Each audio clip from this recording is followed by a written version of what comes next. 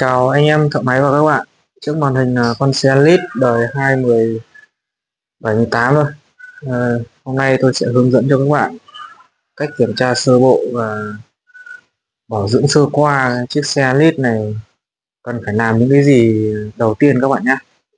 Và các bạn chú ý theo dõi video, tôi sẽ chậm lại cho các bạn dễ hiểu các bạn nhé. Các bạn chú ý cái phần đầu này nhé. Đây tôi tháo ra tôi kiểm tra thì đây là cái dầu phanh đĩa. Dầu phanh đĩa là các bạn nhìn mắt thường cũng thấy rồi. Dầu phanh đĩa đi lâu ngày không tháo ra không kiểm tra là hết sạch các bạn nhé. Đến nỗi là cái tay phanh này bóp bây giờ nó còn không đàn hồi không được tốt. Đấy, đầu tiên là vấn đề phanh đĩa. Các bạn đổ dầu phanh đĩa rồi các bạn kiểm tra củ đĩa dưới. Đây, củ đĩa dưới là củ này các bạn nhé. Các bạn kiểm tra củ này. Đây là phương pháp bảo dưỡng và kiểm tra như vậy. Còn cái phần này thì các bạn đổ dầu phanh vào. Đấy. Tôi gài vào đây nữa. Nào con sang đây. Đây các bạn chú ý nhé.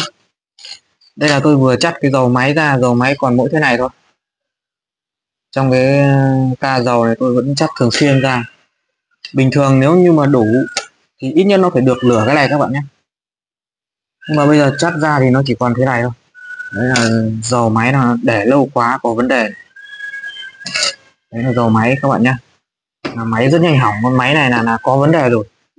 Sang bên này. Cái phần này là cái phần dầu láp. Cái phần dầu láp này thì vừa hồi sáng chúng tôi kiểm tra thì thợ của tôi đã thay dầu láp rồi các bạn nhé. Đây là tip dầu láp nó có hai con ốc này đen quá rồi. Thợ của tôi đã thay từ hồi sáng rồi các bạn nhé. Phần tiếp theo là hướng dẫn các bạn kiểm tra những cái phần gió và phần nước làm mát.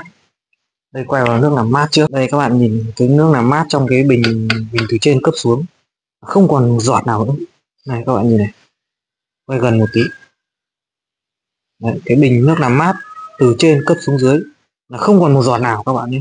Tôi sợ nhất là trong két này có khi cũng còn gần hết rồi này. Đấy là cái phần nước làm mát rất là nguy hiểm. Đây là nhắc nhở các bạn đi xe cái dòng xe ga này các bạn nhé. Nhất là chị em phụ nữ đi xe nên để ý tầm độ 3 tháng rưỡi 3 tháng đến 3 tháng rưỡi là chúng ta kiểm tra xe một lần các bạn nhé. Tôi kiểm tra đến cái phần lọc gió các bạn nhé.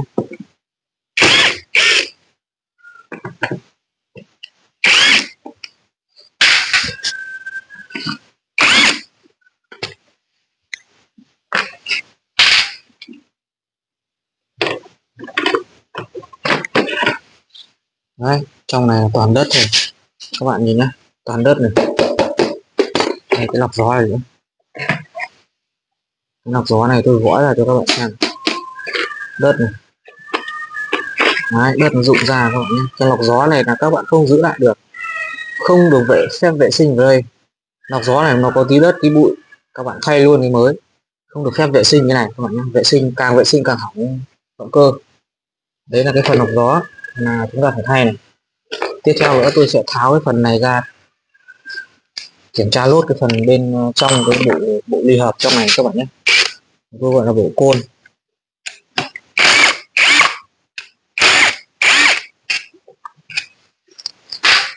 Bạn nào đang xem video mà chưa đăng ký kênh thì mời các bạn vào và đăng ký kênh các bạn nhé.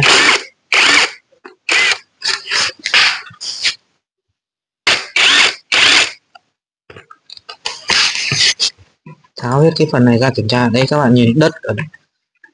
Tại vì lâu ngày quá đi đất cát nó rụng đầy này các bạn nhé. Đây, tháo ra các bạn nhìn thấy một đống đất này chưa?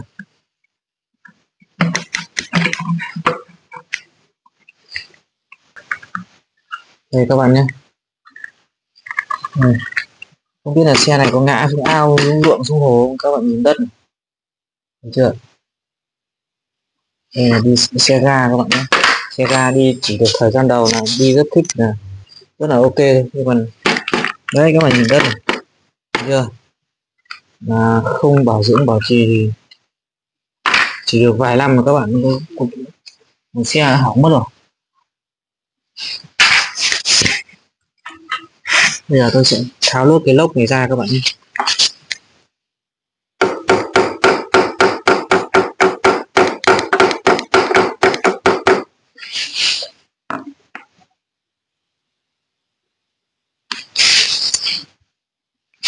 Tôi sẽ tháo lốt cái lốt côn này ra các bạn nhé.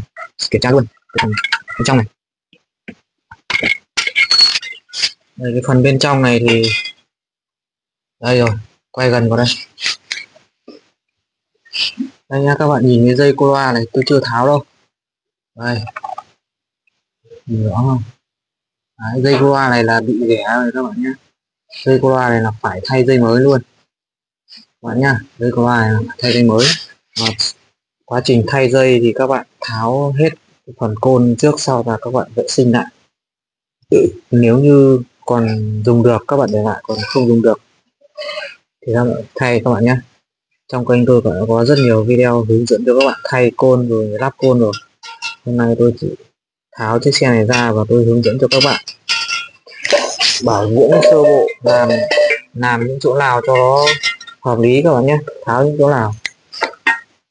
Chiếc xe này hôm nay tôi tháo ra sơ bộ như vậy, nhưng mà khi mà chúng ta làm thì con xe này thì không sơ bộ nữa. Con xe này phải bảo dưỡng rất là kỹ các bạn nhé. Bảo dưỡng từ đầu đến đuôi, kể cả côn, kể cả mọi thứ loại kia, dầu nhớt thì hết rồi. Và đây, đến này vừa đấy là tháo ra toàn đất các bạn nhé. Đấy là hôm nay tôi chia sẻ với các bạn cái vấn đề xe nó bị trục trặc, và thông báo với các bạn là xe này là dầu nhớt nó bị cạn và nước làm mát bị hết. Đi nóng quá là tự dừng, đi được một đoạn nóng quá tự dừng, không đi được là phải dắt đến đây các bạn nhé. Như vậy hôm nay tôi chia sẻ nhanh cho các bạn về vấn đề về bảo dưỡng sơ bộ một chiếc xe ga cần phải làm cái gì và quyết định thế nào các bạn nhé. Và trong kênh tôi cũng đã có video về hướng dẫn các bạn làm rồi. Hôm nay tôi hướng dẫn một video tổng thể là đơn giản chiếc xe ga nó có những cái gì, cần phải tháo những cái gì đơn giản nhất các bạn nhé. Hẹn gặp lại các bạn video tiếp theo.